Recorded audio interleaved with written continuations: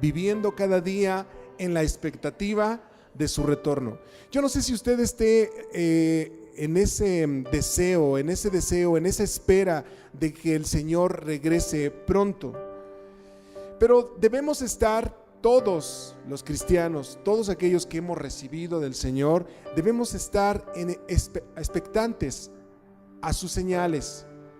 Debemos estar esperando siempre, cada día. Ni un día debemos perder de vista lo que el Señor nos muestra. Así que todos los días debemos estar esperando su retorno.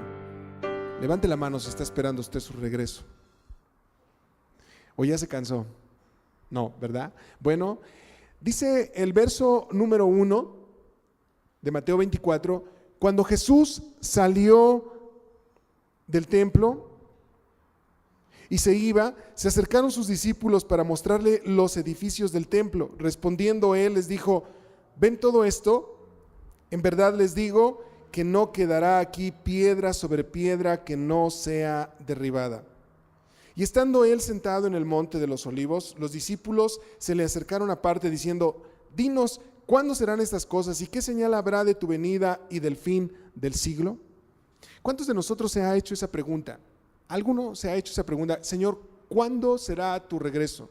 Aquí podemos mirar ahora cómo los discípulos también en ese tiempo le preguntaron al Señor: Señor, ¿cuándo acontecerá todo esto? El Señor había estado enseñando ya durante todo este día, durante el día martes. El Señor había traído muchas enseñanzas, el Señor había hablado con autoridad, el Señor había exhortado y había mostrado la hipocresía de todos los líderes que estaban ahí en el templo, de los sacerdotes, de los escribas. El Señor había estado hablando, pero ahora nos muestra, después de que el Señor les dice: ¿saben qué? O sea, yo muchas veces los quise juntar, les envié profetas, pero nunca quisieron reconocer que yo era el Mesías. Les envié profetas para que ustedes pudieran acercarse a Dios, pero nunca lo hicieron, sino en cambio lo que hacían es que apedreaban a los profetas y los mataban. Después de eso, de mirar cómo estos hombres habían rechazado la palabra, el mensaje de Dios, y no era cualquier enseñanza, porque el Señor enseñaba con autoridad. Después de mirar todo lo que el Señor hacía, estos hombres habían rechazado al Señor y ahora el Señor salía del templo. ¿Ok? Y no es un templo como lo que a lo mejor conocemos muchos. Muchos decimos, bueno, le llamamos templo a la iglesia donde nos reunimos, donde nos congregamos. Pero recuerde usted que el Señor nos habla de un lugar donde Él quiso ahí que ese lugar fuera un lugar para que la gente fuera a adorarle. Un lugar donde estaba aquel arca, donde su presencia estaba en esa arca. Jesús había entregado todo de Él y ahora estos hombres, por rechazarlo, eran ellos responsables de todo lo que iba a acontecer. Y si usted recuerda, había dicho el Señor: Jerusalén, o sea, vas a estar desierta, vas a estar desolada. Su presencia ahora lo que iba a hacer es que ya no iba a estar en ese lugar, en el templo. Pronto los sacrificios y el sacerdocio habían de terminar. Y hasta el día de hoy podemos ver todo eso. Ya no hay sacrificios, ya no hay un lugar donde los judíos, este pueblo, pueda ofrecer lo que ellos estaban haciendo. El Señor estaba saliendo y ahora sucede algo. El Señor sale de aquel lugar, de ese templo, sale del lugar del templo de los gentiles, de los atrios de los gentiles. Recordemos que es una semana donde hay mucho movimiento, donde hay mucha gente, porque es la semana de la Pascua. Ahora el Señor sale de ese lugar y lo primero que observamos es que los discípulos hacen esto. Se acercan al Señor y le dicen: Señor, mira nada más todos estos edificios, mostrándole que es, señalándole el templo. Algunas traducciones nos dicen que señalaron los diversos edificios del templo. Unos dicen comenzaron a traer su atención hacia los edificios del templo. Lucas también nos dice, en Lucas 21:5 dice: algunas personas estaban hablando de los hermosos bloques de piedra que se habían usado para construir el templo y de los preciosos adornos colocados en sus paredes. Yo no sé si usted pueda imaginar eso, no me lo puedo imaginar, pero era un lugar hermoso, único. Y para recordar un poco, bueno, el primer templo lo había construido Salomón. Y más adelante, bajo dirección de Zorobabel, fue construido otra vez el templo, porque ha sido destruido varias veces. El templo de Salomón fue destruido, cuando Zorobabel también estuvo bajo dirección fue destruido, y ahora el tercer templo fue edificado por Herodes el Grande. Y Herodes el Grande había hecho cosas excelentes, así que recordemos que Herodes no le correspondía estar como rey en ese lugar porque él era edomita. Así que él, para ganarse a los judíos, lo que hizo es construir un templo para pues ganar sus votos, para que pudieran estar apoyándolo a él. Y este hombre era súper inteligente. Él construyó este templo y era una maravilla de esa época. Y si comparamos a lo mejor un poquito las maravillas de los días de hoy, ¿cómo usted se imagina que sería ese templo? Pero hoy existen cosas que al hombre le sorprenden por todo cómo está construido, y las llaman así, de esa manera, las maravillas del mundo. ¿Recuerda usted alguna por ahí? No su casa, no creo que esa sea una maravilla del mundo, pero hay construcciones que son únicas y que están por mucho tiempo, se han vuelto clásicas. Esta, haga de cuenta, era una enorme construcción con bloques de mármol, demasiado grandes. Esta tenía un recinto de un tamaño de 9,000 metros, o sea, lo de 9 estadios, y eso solamente era, como lo llamamos hoy, la cochera. Era un lugar hermoso, era un lugar construido donde los judíos era un gran orgullo tener este lugar para ellos, tenerlo en Jerusalén, y que todo mundo quisiera mirar la hermosura de este templo. Pero estos hombres, los discípulos, cuando el Señor sale de ese lugar, cuando el Señor se había lamentado acerca de Jerusalén, de todo el rechazo que habían hecho, entonces los discípulos estaban también impactados sobre toda esta edificación, y creían ellos que era importante este templo porque había un plan de Dios para ellos. Pero ¿sabe algo? Les pasó a los discípulos y a todos los hombres. Estos hombres solamente veían superficialmente con sus ojos las apariencias, lo hermoso, lo bello, pero no estaban viendo ahora lo que se había corrompido. Porque recuerde usted que el templo, ahí ya lo que el Señor había dicho, ¿sabes qué? Mi casa es casa de oración y ustedes la han convertido en cueva de ladrones. Y todo lo que hacían los sacerdotes no estaba bien, estaba corrompido todo esto. Y la gente veía la hermosura, y cuando llegaban, pues todo el mundo se impresionaba por lo que veía. Y ahora ellos señalan, Señor, mira nada más todo esto. ¿Sabe por qué creo yo que lo hacen? Porque recuerde usted que la última vez el Señor lo que dijo es, ¿saben qué? Todo esto, Jerusalén, o sea, va a quedar desierto. Ellos en algún momento pensaron tal vez, ¿cómo puede ser? O sea, Señor, todas estas rocas tan grandes las construyeron, fueron hechas a mano. Y no creo que sea tan fácil que alguien venga y las destruya. O sea, tardaron muchos años en construirlo. 20 años antes de Jesucristo, ese templo empezó a ser construido, y después 46 años más todavía seguía siendo construido. Y todavía 6 años antes de que fuera destruido, en el año 70, todavía estaban detallando el templo. Estos hombres estaban impresionados por eso.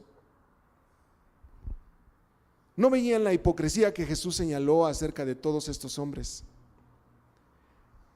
Y creo que cuando vemos todo esto, la maldad, el pecado y todo esto, es necesario que haya un juicio de Dios. Y eso es lo que el Señor les mandó, ¿sabes? Les indicó, ¿saben qué? O sea, por todo el rechazo que hay, no importa que si este templo es un templo hermoso y tenía un propósito, eso no importa. porque todo este mundo se ha alejado, porque este pueblo que era un pueblo escogido, pero ahora este pueblo lo había rechazado. Y ahora había un juicio de parte del Señor. Y regresemos. ¿Cuántas cosas admiramos? ¿Alguien conoce alguna maravilla del mundo, que la llamamos así, la maravilla del mundo? Una de ellas, y digo, nunca se me olvida, es la muralla china. Creo que todos sabemos eso, ¿no? Es algo impresionante, se ha vuelto una maravilla del mundo. Imagínese usted eso, decirle al Señor, ¿sabes qué? O sea, esto va a desaparecer. ¿Lo cree usted? ¿Cree usted que pueda hacer eso? Yo anoté algunas otras cosas que son maravillas, que son consideradas como grandes maravillas, como el Coliseo de Roma. También es un lugar también que impresionante. Y por muchos años también se conoce la estatua del Cristo Redentor, que mide 38 metros. Y todas esas cosas, el hombre en la actualidad sigue admirando muchas de las obras que el mismo hombre ha hecho. Y no solamente podemos ver monumentos o edificios, construcciones, sino también hay revistas, y de hecho encontré una revista que se llama El Mundo de los Más Admirados. ¿Quién cree que usted que están en todas esas listas de los más admirados? Es más, nosotros tenemos gente que admiramos mucho. Y una de esas personas, algunas de ellas, está como Barack Obama, como Donald Trump, y Billy Graham incluso está en esa revista. Yo creo que todo el mundo conocemos a Billy Graham. Jackie Chan, todo el mundo lo conocen. Lo admiramos, ¿no? Y decimos, wow, grandes cosas. ¿Alguien pensaría que ese hombre, o sea, un día pudiera morir? No. O sea, tantas cosas que hacen sorprendentes y dices, no, esos cuates son extraterrestres, ¿no? O con todo el dinero que tienen, o todas las posesiones que tienen, con todo el poder que tienen todos estos hombres y todo lo que ellos manejan, ejércitos, tienen a su mando muchas cosas, y dice uno, o sea, es impresionante lo que estos hombres hay en ellos. Estos hombres estaban exactamente impresionados como esto, pero creo que a veces la gente estamos viendo como los discípulos superficialmente, pero no vemos más allá y nos cuesta creer que realmente habrá un juicio de Dios. Esta semana precisamente mi esposa me comentaba de que una persona, o sea, le decía, ¿sabes qué? O sea, yo no creo que vaya a haber un final de este mundo, porque ¿sabes qué? O sea, yo no creo en Dios, yo no creo en Él porque, o sea, el hombre es tan malo. Tantas cosas tan malas se viven el día de hoy que dice uno, ¿y dónde estás? ¿Nunca se ha preguntado usted, bueno, Señor, ¿por qué existe tanta maldad? ¿Por qué existe tanto pecado? Tanta violencia y no haces nada. Bueno, yo no sé hasta dónde vamos a llegar el día de hoy, pero veamos un poco más. Quisiera no solamente ver el versículo como algo que los discípulos le señalaron al Señor, y para ellos, al ver que esto era pues algo no creíble,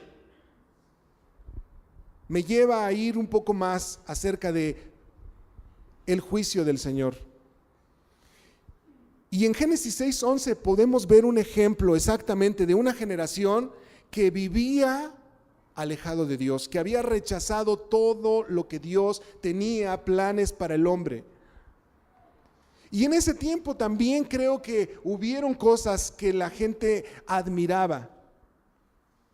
Pero observe usted por qué viene el juicio de Dios, porque si nosotros decimos que Mateo 24 es un capítulo donde el Señor habla de la segunda venida del Señor, entonces digamos, ¿por qué, Señor, tiene que suceder todo esto? Observe lo que dice en Génesis 6, versículo 11, dice, y se corrompió la tierra delante de Dios. Vayamos despacio. ¿Qué sucedió? Se corrompió la tierra. Dígame usted, en nuestro tiempo, ¿estará de esa manera como la palabra nos enseña? ¿En el tiempo del Señor habría corrupción también? Había exactamente lo mismo como esto, dice, se corrompió la tierra, o sea, ya el hombre estaba separado del Señor, estaba viviendo lejos de su voluntad de Él, su corazón estaba sucio, todo era maldad. Y dice, y estaba la tierra llena de violencia. Yo recuerdo mucho siempre esto. Algunas personas comentan y dicen, no, o sea, ¿cómo ha aumentado la maldad? Y sí, yo lo creo que sí ha aumentado. Pero luego decimos, bueno, yo recuerdo que hace, no sé, 30 años no había tanta maldad. ¿Sabe qué? O sea, yo cuando miro esto y digo, o sea, Señor, ¿desde cuándo existe tanta violencia? O sea, vea la palabra violencia. Dice la tierra, no dice un pueblo, sino dice toda la tierra estaba llena de violencia. Y miró Dios, Él dice la tierra, y he aquí estaba corrompida, porque toda carne había corrompido su camino sobre la tierra. Dijo pues Dios a Noé, he decidido el fin de todo ser. ¿Sabe por qué ha decidido Dios el fin de todo ser? ¿Lo puede ver? Creo que el mundo se ha vuelto violento y a veces decimos, ¿sabes qué? No creo que Dios no. Dios les dio la oportunidad también a estos hombres. Durante 120 años Noé predicó el evangelio, predicó la palabra de Dios, que ellos se arrepintieran, pero no quisieron. Era un tiempo donde estaban apartados de Dios, en maldad. Y dice, he decidido el fin de todo ser, porque la tierra está llena de violencia a causa de ellos, y he aquí que yo los destruiré con la tierra. Ahora, si en esa época el Señor decidió y fue verdad, pero a veces no creemos que el Señor traerá un día final. No creemos que el Señor regresará en las nubes. Y lo vemos muy lejano.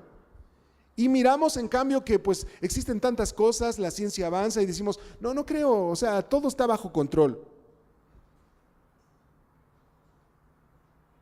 O decimos, Señor, ¿sabes qué? Yo ya no creo que tú realmente existas. En Levítico 18:22, la Biblia NBI nos dice, no te acostarás con un hombre como quien se acuesta con una mujer. Observe, estaremos viviendo en un momento de violencia, en un momento donde el pueblo, la gente está llena de corrupción. Dice, no te acostarás con un hombre como quien se acuesta con una mujer. Eso es abominación. ¿Cómo estamos viviendo el día de hoy? Y yo creo que la maldad se ha aumentado, eso sí. Porque hoy tan solo nada más subimos o pasamos en la calle, a donde estemos, en la escuela, en el trabajo, en el metro, donde sea, usted puede mirar la violencia y la maldad del hombre.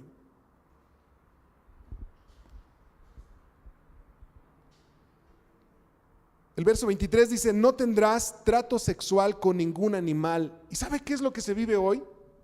Y ayer me comentaba, no puede ser posible. Hoy hasta con las plantas. No te hagas impuro por causa de él, dice. Ninguna mujer tendrá trato sexual con ningún animal. Eso es una depravación. No se contaminen con esas prácticas, porque así se contaminaron las naciones que por amor a ustedes estoy por arrojar. O sea, era otro tiempo. Ahora todo el pueblo de Canaán, todos los amorreos, todos esos pueblos que estaban ahí, dice, estos exactamente viven así, pero tú no vivas como ellos, porque por eso los voy a arrojar de esta tierra. A esos hombres también Dios les dio la oportunidad de arrepentirse. Abraham, cuando hablaba con él, le dice, mira, no es el tiempo. Van a pasar estas cosas, van a suceder estas cosas. Estos hombres les voy a dar una oportunidad de arrepentirse. No se arrepintieron en 430 años. Dice, y aún la tierra misma se contaminó, por eso la castigué por su perversidad, y ella vomitó a sus habitantes. Hablando exactamente de la generación de Noé. ¿Cree usted que no necesitamos un justo juicio de Dios? Sí. Por toda la violencia que se vive, oímos nada más usted ve el periódico, puede usted ver las noticias en la televisión, y usted puede mirar tanta violencia. ¿Y sabe qué? Tal vez pensamos, Señor, ¿estás dormido? o ya desapareciste, nos abandonaste esta tierra. No, ¿sabe qué? No es así. Ahora, ¿qué es lo que el Señor responde después de que los hombres están impresionados? Y lo primero es que el tema de esta conferencia dijimos que es como vivir en la expectativa, vivir diariamente en la expectativa de su retorno, de su regreso. ¿Cómo debo vivir? Bueno, primero, todo lo que hay en este mundo no debe impresionarme por sus apariencias, por su hermosura, por el poder que las gentes tienen y decir, bueno, creo que eso me llama la atención. Mis ojos más bien deben de mirar la maldad de esta tierra. ¿Por qué? Porque esa es precisamente una de las señales que el Señor nos va mostrando. Y cada vez la maldad empieza a ser mayor, mayor y mayor. Pero ahora me doy cuenta, ¿sabes qué? O sea, tú que has dudado, yo que me he preguntado muchas veces qué es lo que sucede, habrá un justo juicio de Dios. Dice el verso 2, respondiendo él, les dijo, ¿ven todo esto? ¿Ven todo este edificio que ustedes me están enseñando? Tan hermoso, o sea, impresionante.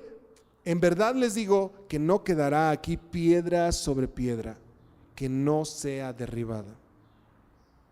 El Señor lo profetizó, el Señor habló acerca de eso y les dice, ¿saben qué? O sea, una vez más les digo, todo esto no va a quedar ni siquiera una piedra sobre piedra, va a desaparecer. Y cuando podemos ver esto, en el año 70, exactamente, el ejército romano destruyó totalmente el templo. Fue quemado. ¿Por qué fue eso? Creo que usted puede entender, había maldad, había un rechazo, pero sobre todo esta es una tipología de lo que va a acontecer ahora para nuestra generación. El Señor lo habló y a veces dudamos de sus palabras, pero el Señor cuando lo habló, Él lo miró, lo habló y a lo mejor los discípulos en el momento no pensaron que iba a suceder de esa manera. Y cuando todo empezó a suceder, creo que ellos ya estaban preparados. Creo que ellos estaban exactamente esperando ya en sus corazones, en sus vidas, esperando el regreso del Señor, y no había algo que les sorprendiera, porque el Señor lo habló. En cambio, para ellos les afirmó más la fe. Si esto sucedió, porque esto es verdad, creo que yo debo de estar creyendo en su regreso del Señor. Se dice que el emperador Vespasiano ordenó la destrucción a Tito. Tito no quería destruir el templo, pero a causa de la rebeldía de los judíos, porque recordemos que estos hombres lo que querían es que más bien les pedían un impuesto, y entonces empezó a haber una rebelión, y bueno, a causa de esto, entonces estos hombres destruyeron este templo y toda su tierra. Había una profecía anterior a esto donde el profeta en el libro de Miqueas dice, por lo tanto, en el capítulo 3:12 dice, por lo tanto, por culpa de ustedes, Sión será como un campo arado. Y escuche cómo dice, por culpa de ustedes, o sea, por su maldad, nos dice, por culpa de ustedes Sión será como un campo arado. Sión es lo que es Jerusalén. Dice, Jerusalén quedará en ruinas y el monte del templo se volverá en un matorral. Ahora veamos si Jesús no perdonó ni siquiera el mismo centro de adoración, porque ese era un lugar especial y no lo perdonó. Ese era un lugar donde se había tenido la presencia del Señor, había muchas cosas que se tenían que hacer, pero no se perdonó ni aún ese templo, ni por más hermoso que fuera, ni por muy sólida que fuera su edificación, el Señor no perdonó eso. El Señor profetizó y habló acerca de su destrucción. En Romanos 2:5 nos dice, pero por la dureza y por tu corazón no arrepentido, atesoras para ti mismo ira para el día de la ira y de la revelación del justo juicio de Dios. ¿Sabe que exactamente eso es lo que está atrayendo el hombre hoy día? Hay una ira del Señor. ¿Por qué? Por su dureza de su corazón, por su corazón no arrepentido. Dice, estás atesorando para ti mismo la ira de Dios. Yo creo que a todos nos conviene estar más bien arrepentidos y decir, Señor, no, yo no quiero ni siquiera imaginar cómo es tu ira, porque ya miré muchas cosas acerca de cuando tú, Señor, castigaste a muchos pueblos. Tu ira, Señor, fue grande. Y lo podemos ver en destrucción de toda la tierra. Y ahora cuando el Señor entonces nos dice, ya les dice a ellos, bueno, esto pues va a ser destruido. Ahora dice, estando él sentado en el monte de los olivos, ellos siguieron caminando, ellos salieron del templo, los discípulos les muestran los edificios y ahora llegan al monte de los olivos y dice, los discípulos se le acercan una vez más al Señor aparte y le dicen, dinos, ¿cuándo serán estas cosas y qué señales habrá de tu venida y del fin del siglo? Creo que por ellos no lo alcanzaban a razonar todo esto y decían, bueno, ¿cuándo? Recordemos que ellos lo que querían es que su reino se fuera establecido en la tierra. Y ellos estaban como en eso, bueno, Señor, ¿ya será pronto? ¿Cuándo va a ser eso? En Marcos 13:3 nos dice, más tarde estaba Jesús sentado en el monte de los olivos frente al templo y Pedro, Jacobo, Juan y Andrés fueron los que le preguntaron en privado. Estos discípulos estaban interesados en saber cuándo llegaría ese tiempo. Ahora dígame usted, ¿sí o no? Yo estoy interesado en saber. Pero ellos estaban exactamente, querían saber, estaban como nosotros. ¿Cuándo, Señor? ¿Cuándo vendrás? Porque muchos dicen que han hablado por mucho tiempo de que tú vas a regresar, pero no vemos que regreses. Cuando miramos esto, estos hombres estaban, como dice, habían salido del templo y ahora donde el Señor escucha exactamente esa pregunta es frente a ese templo, frente donde el sol reflejaba sobre el templo y donde esos edificios blancos estaban ahí y el Señor les dice, bueno, ¿saben cuándo va a suceder todo esto? Ustedes, es impresionante que vemos, se dice que incluso pues tenía uno que voltear hacia un lado porque el reflejo del sol era tanto y su resplandor de este templo lastimaba los mismos ojos. Estando ellos ahí es donde los discípulos preguntan acerca de su venida. Y cuando vemos es la palabra venida del Señor, dice es parousia. Y esto nos indica la venida del Señor. Ahora, si estamos tan interesados, ¿hay interesados aquí? Dígame, ¿hay interesados aquí por la venida del Señor? Diego, estamos cansados de la violencia, ¿no? Yo estoy cansado de la violencia, estoy cansado de que el mundo está tan mal, de los abusos, de todo.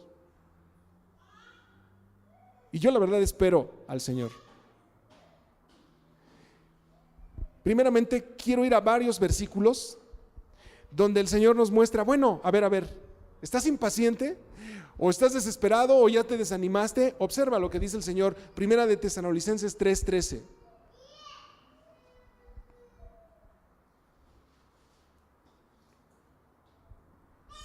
Nos dice, para que sean afirmados sus corazones irreprensibles en santidad delante de Dios nuestro Padre en la venida de nuestro Señor Jesucristo con todos sus santos.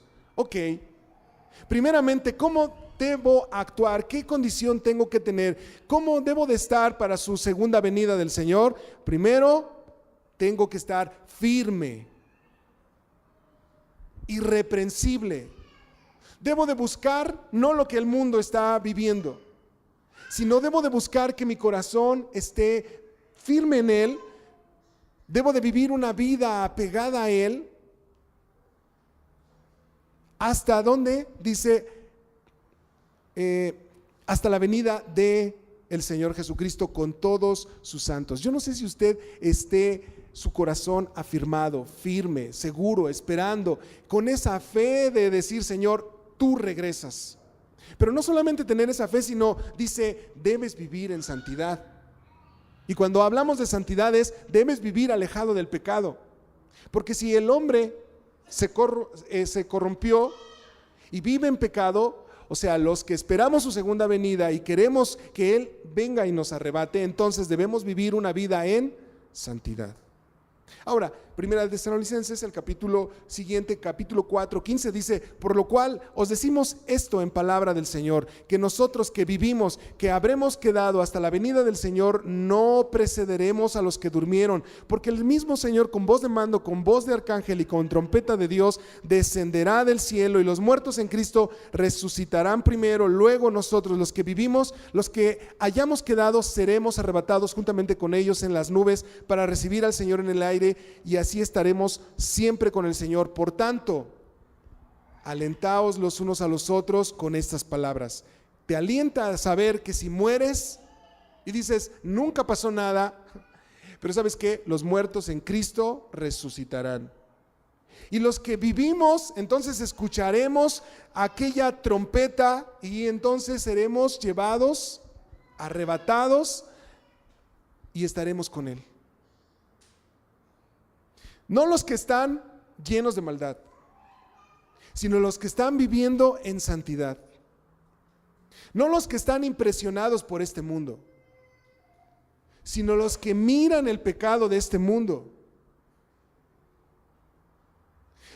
No es los que han alejado su corazón de Dios, sino los que están firmes sus corazones en la palabra del Señor. Primera de Tesalonicenses también, el siguiente capítulo, el capítulo 5, verso 23, nos dice, y el mismo Dios de paz os santifique por completo, y todo vuestro ser, espíritu, alma y cuerpo, sea guardado irreprensiblemente para la venida de nuestro Señor Jesucristo. ¿Cuál? El espíritu, mi alma y cuerpo debe de ser guardado. Si alguien tiene temor como de la segunda venida, creo que más bien es, ¿sabes por qué? Porque a lo mejor ese juicio que está en contra de la gente de maldad, te sientes parte de eso. Pero cuando tú vives una vida irreprensible y una vida en santidad al Señor, créeme, hay una confianza plena en la espera de nuestro Señor. Santiago 5:7 dice, por tanto, hermanos, para aquellos desesperados, léalo conmigo. Por tanto, hermanos, tened paciencia hasta la venida del Señor. ¿Cómo obtengo paciencia? Tened paciencia. Creo que continúo, mi corazón está firme en la palabra del Señor, me mantengo leyendo su palabra, observando su palabra, orando a Él, y nos dice, tened paciencia hasta la venida del Señor, y dice, mirad cómo el labrador espera el precioso fruto de la tierra, aguardando con paciencia hasta que reciba la lluvia temprana y la tardía. Dice, tened también vosotros paciencia y afirmad vuestros corazones, porque la venida del Señor se acerca. Y vayamos a un pasaje, un último pasaje, en primera de Juan 2:28 dice, y ahora, hijitos, permaneced en Él, para que cuando se manifieste tengamos confianza. ¿Escuchó? Cuando se manifieste el Señor, cuando aparezcan las nubes, cuando se escuche la trompeta del Señor, dice, tengamos confianza. Pero ¿cómo voy a tener confianza si no permanezco en Él? Por eso es que el Señor dice, permaneced en Él.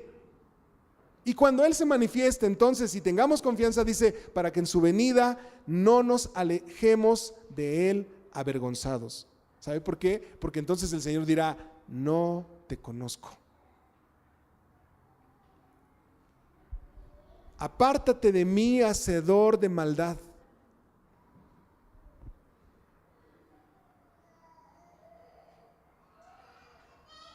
¿Estamos en la expectativa de su regreso? ¿Sí o no? ¿Sí? ¿Sí o no? Bueno, tu corazón debe de estar firme.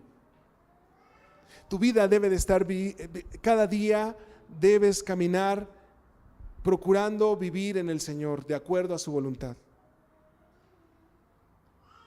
No con un temor, sino más bien diciendo: Señor, yo estoy esperando tu regreso. Dice el verso 4, dice: respondiendo Jesús les dijo: miren que nadie los engañe. Ok, yo me gusta decirle a usted que pueda decirle al que está a su lado, porque a lo mejor no escuchó. Ok, dígale eso, por favor, que nadie te engañe. ¿Sí se lo dijo? Bueno, dígale que está atrás de usted, que nadie te engañe. Mire, el pasaje que estamos aquí leyendo no es un pasaje que para satisfacer pues nuestra curiosidad, porque el Señor no dio esta respuesta para que los discípulos, ellos mostrarles su curiosidad que ellos tenían, sino es para prepararnos, para fortalecernos y que podamos estar listos para eso. Por esto es una advertencia y nos dice: bueno, ustedes me están preguntando cuándo sucederán estas cosas. Lo primero es que tienes que hacer es: nadie te tiene que engañar. Dice: mira que nadie te engañe, porque vendrán muchos. Y eso me causa temor, de verdad, O sea, no vendrá uno, no vendrán dos, sino vendrán muchos en mi nombre diciendo: yo soy el Cristo. Y dice: a muchos también engañarán.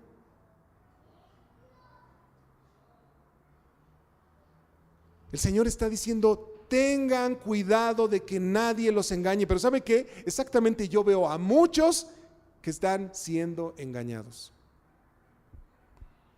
Y el Señor mostrando eso y diciendo: ¿sabes qué? No te dejes engañar. La palabra que encontramos primeramente dice: mira.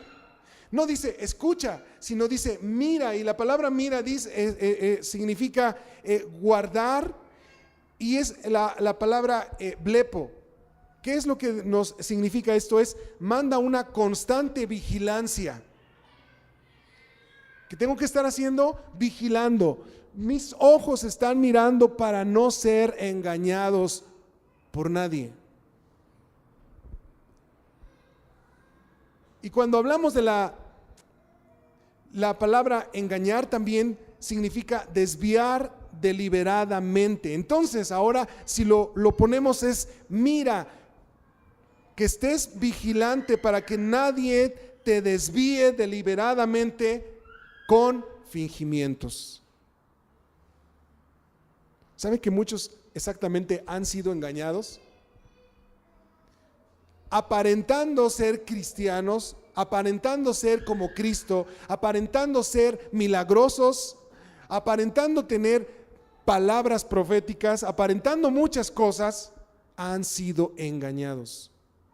Y el Señor lo que nos dice: ¿sabes qué? Mira y sé vigilante. Nadie puede vigilar si está cerrando los ojos.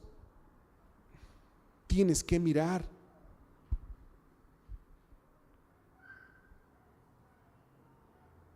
Y creo que cuando miramos esto de engañar, hay algo que podemos entender. El espíritu del anticristo es el espíritu del engaño. Y eso me recuerda que Satanás fue precisamente con engaños quien engañó a Eva y a Adán.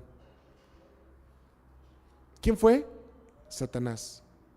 Ahora, entonces el Señor me dice: ¿sabes qué? Debes vigilar. Porque creo que lo que pasó con estos hombres, con Eva, primeramente, ¿sabes qué? Ella no estuvo mirando, vigilando, atenta. Porque el Señor le había advertido, pero ellos no hicieron caso a eso. Dice: porque vendrán muchos en mi nombre diciendo: yo soy el Cristo, y a muchos engañarán. ¿Sabe usted que en medio de la crisis, exactamente en medio de la debilidad y de la dificultad, el Señor es cuando nos dice que nadie te engañe? Porque precisamente una lista viene más adelante donde dice: vienen guerras, o sea, vienen dificultades, vienen pestes, vienen muchas cosas que podríamos mirarlo como crisis. Exactamente ahí en medio de las crisis es cuando más engaños hay hacia el hombre. El Señor viene y nos muestra que hay esos Cristos. Y ahora me lleva a un pasaje. Un poco más adelante de ese capítulo nos dice, el verso 24 nos dice, porque se levantarán falsos Cristos y falsos profetas y harán grandes señales. ¿Escuchó? ¿Qué harán? Bueno, aquellos que a lo mejor de repente son engañados porque a alguien les sanó, porque a alguien le dio una profecía y fuiste engañado. Y para no ir tan lejos, de verdad, esta semana una persona ni siquiera me dio la cara, ni siquiera me habló, sino me escribió. Dios te dice, y no le voy a decir qué, porque se va a reír, pero me empezó a escribir y dije, ¿en serio? ¿En serio? Te equivocaste de persona. Empecé a contestarle conforme a la palabra y le empecé a mostrar, a ver, amigo. O sea, cuando el Señor habla exactamente lo que quiere decir. No me estés rodeando. Y lo confronté y después me volvió a escribir y me dice, no cierres tus oídos a Dios. A ver, le escribí entonces otra vez, mira, no creo que hayas recibido. ¿Cómo fue eso? Le pregunté la primera, ¿cómo fue eso? Tuve una visión. Perdóname, no tuviste una visión. Le empecé a escribir, le empecé a hablar con la palabra, que ahorita no quiero ir a detalles, pero a final de cuentas, ¿sabe qué es lo que quería este hombre? Oye, es que quiero ir a tu iglesia. O sea, yo digo, todo eso para tanto, como dicen los jóvenes, panchos.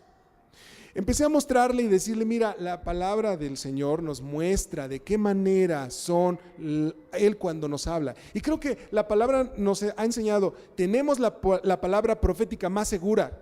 ¿Usted lo ha leído eso? ¿Lo ha leído? Porque si no, entonces no está usted vigilando. Pero debemos mantenernos hacia esos falsos profetas, hacia todos esos que creen y quieren engañarnos. O sea, usando el nombre de Cristo. Lo que están haciendo es que están usando el nombre de Dios en vano. Y se están acarreando más bien juicios contra ellos. ¿Y sabe qué? Cuando usted conoce de la palabra de verdad, o sea, ya no me contestó nada. ¿Qué me podía decir? Si con la palabra misma usted los confronta y le dice, ok, o sea, está bien, pero a ver, la palabra me enseña esto. Este verso 4 nos dice, harán grandes señales y prodigios de tal manera que engañarán, si fuere posible, aún a los escogidos. Cuando alguien viene en el nombre del Señor, cuando alguien venga a tu vida y que te diga, en el nombre del Señor yo vengo, bueno, este hombre está usurpando el nombre del Señor. Dice el Mateo 7:22, dice, muchos me dirán en aquel día, Señor, Señor, ¿no profetizamos en tu nombre? Y en tu nombre echamos fuera demonios. Y en tu nombre hicimos muchos milagros. ¿Y qué dice? Y entonces les declararé, nunca te conocí. Nunca.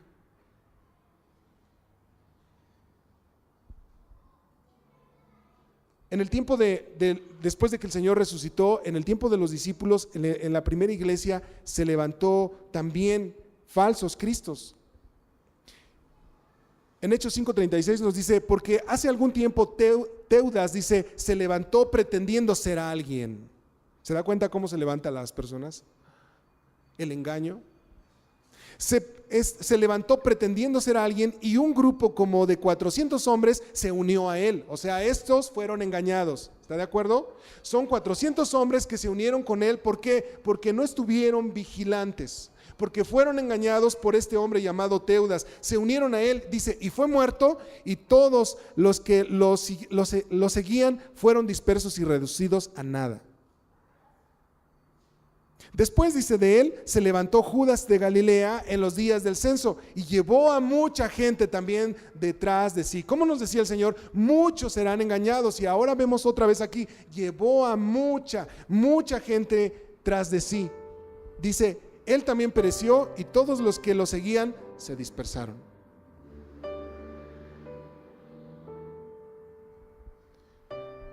Yo no sé si usted esté a la expectativa cada día del regreso del Señor. Yo no sé si usted esté guardando su corazón. Pero si no lo está haciendo, tal vez, por eso es que hoy en este tiempo el Señor tal vez nos trajo a esta casa para recordarnos un poco de lo que va a acontecer. Y si usted no está preparado, es el tiempo de que se prepare. Y si ha estado durmiendo y ha estado cerrando los ojos, es el tiempo de que usted pueda mirar. Porque créame que no es como la misma canción de siempre, no. El regreso del Señor está ya. Cuando empezamos a ver todo, dice uno, Señor, no. O sea, es tu misericordia realmente, pero lo que tengo más importante aquí que hacer yo es esperar, como lo que leíamos es con paciencia. Y lo que tengo que hacer es más bien mantenerme firme, guardar mi corazón.